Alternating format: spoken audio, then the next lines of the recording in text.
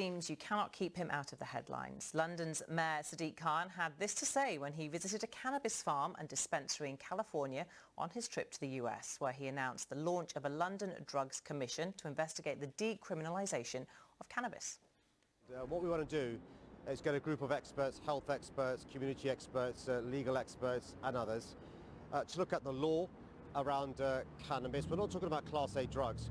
What we do know is at the moment with cannabis being criminal, huge sorts of health implications, huge sorts of implications with young people being criminalised. I'm sure you can guess what I'm going to ask you. Have either of you smoked cannabis, used cannabis? No. No. No? And what do you think of Mayor Sadig Khan's plans? Well, I think that the Mayor, rather than being on a £10 million junket to the US, he should be in London and fighting crime. And it is not for the Mayor of London, whatever one thinks about cannabis, to be picking and choosing which laws he actually enforces in London. That is not his job. That is the job of Parliament. So whatever one's views on cannabis, he needs to be back in London addressing crime, which is shocking. Well, we just all congratulated Sadig Khan for going to America to drum up business and get the tourists back to put the millions back I think into he London. Should be here Personally, doing his job. I'd like to see our economy grow, so I'm pleased Sadig's doing that. But on the point about his drugs commission, I'll make one thing very, very clear right from the start, which is that Labour does not support the decriminalisation or the legalisation of drugs in any way. These powers are not devolved to mayors, and under a Labour government they would not be devolved to mayors, so there wouldn't be the prospect of any mayor anywhere legalising any form of drugs. Now, I hope what the Commission will do, that Sadig's setting up, will look at drugs policy in the round.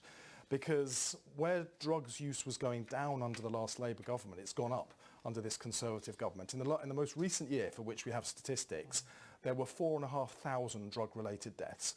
A third of all violent assaults are linked to drugs.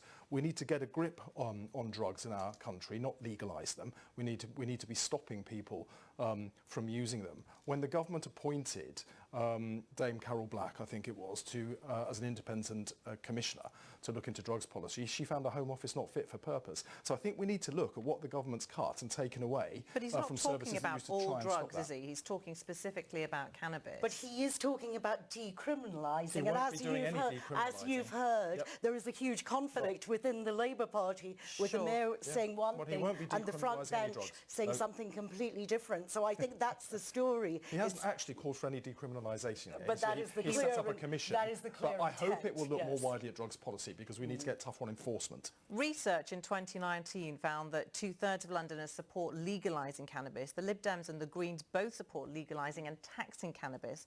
Aren't both the Tories and Labour just pandering to Middle England by refusing even to consider it? Well, I can talk about my constituency. We do have major drugs issues. We've got a lot of antisocial behaviour as a result, and I don't think that we should be sending out mixed messages to our young people. Steve, from your perspective, alcohol causes an awful lot of problems as well. That's obviously legal. Is there a comparison to be made here? I don't see any comparison at all. Now, I had some experience of this because I used to be a council leader myself, and when in Lambeth, and when the council was run by the Conservatives and Lib Dems, the borough police commander at that time stopped arresting people for possession of drugs in Brixton. That led to people pouring into Brixton to buy drugs, the gangs fighting each other for the best-selling pitches, as they would have seen it, and we had 3 youth homicides in 6 months. No one wants to see that happening in London, so we need to get tough on enforcement, not look at legalising something that is causing so much severe damage to some of the most vulnerable people in our communities. But it also enables a very profitable drugs trade with criminals, doesn't it? Yeah, but you don't stop crime by legalising the crimes. You could do that on anything, and then your figures would drop. It makes no sense. Now, I think the real problem here is that the drug and alcohol teams that used to be well funded in all of London's boroughs have had their resources cut, and it was the government's own inquiry into these services that showed them they were no longer fit for purposes. So we do need to get those services working again. Where you've got parents with young children growing up with drug and alcohol addictions, those kids' life chances are dramatically curtailed. We need to be piling in the support to those families and those young kids in particular, not legalising the drugs that are causing the problem. Aren't they also curtail their life chances by the numbers of young men who are found with small amounts of cannabis on them, and they are then labelled as criminals because of it? Is there perhaps an argument to look at that, whether perhaps a small amount might be taken into consideration whether or not there were to be a criminal prosecution? Well, the police will take a view, won't they? And where it's appropriate to issue a caution, they'll issue a caution. But I do not think we should do anything, because it's too dangerous to do it, anything that sends a signal that it's okay to do drugs. And also, if you look at California, which you just referenced, actually the illegal drug trade continues there. In fact, it's estimated to be 80 to 90% still of the drug trade in California. So it simply hasn't worked.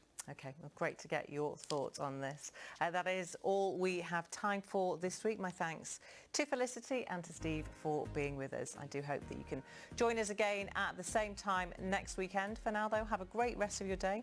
Thank you very much for watching, and goodbye for now.